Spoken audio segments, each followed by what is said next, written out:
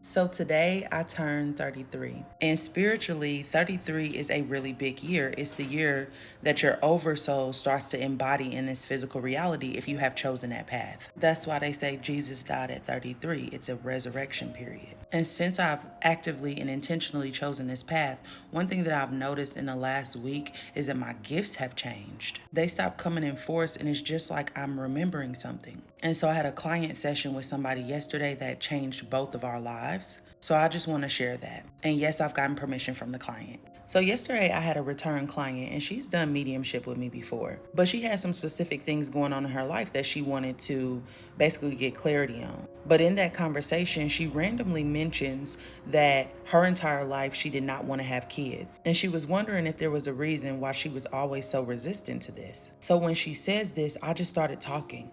And I was like, this comes from a past life. It feels like you had a child and your child passed away in a very brutal way in front of you. So when I say this, she says, oh my gosh. So I live on an island and there are no bears on this island, but I've had an irrational fear of bears my entire life.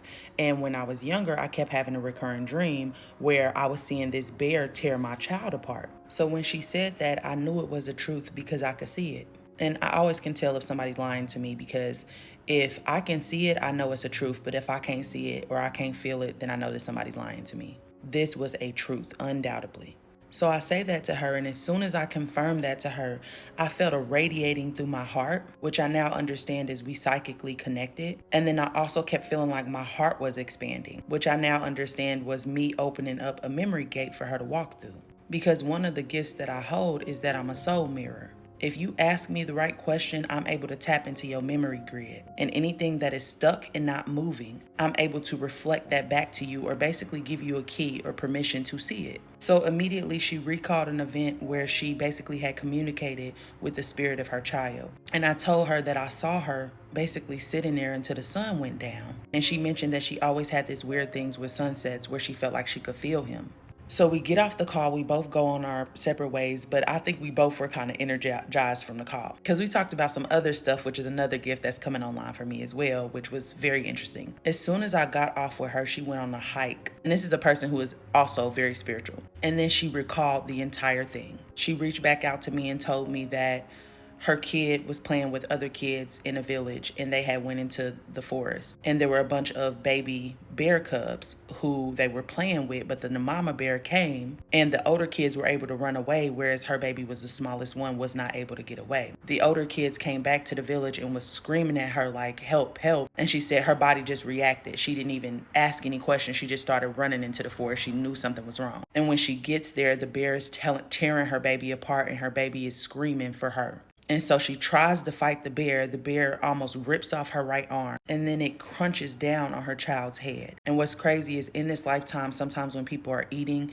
and she hears a crunch, her body has a physical reaction to it. The bear runs away and she basically holds her baby until after sunset. And what's crazy about that is that I told her on the call that she survived and she blamed herself and she shamed herself and she entered into this place of self-loathing, and that damaged her womb, it damaged her heart, it damaged her throat because she was experiencing so much grief and she kept longing for death. Well, she's having that same experience in this lifetime, and also an experience where she's not able to trust her intuition because of the self-blaming. So the reason why I'm sharing this story with y'all is because I've had a similar experience where I have an irrational fear of heights and sharks, which to me that's not irrational, but it's because I have a past life memory of falling into a body of water while I was still in a car and I got trapped with my family in it. And the first thing that I thought when I hit the body of water was that I'm going to get eaten by a shark. And I also have an ancient memory that involves technology. And those things still affect me in this incarnation. So sometimes the grief that you carry does not belong to this version of you.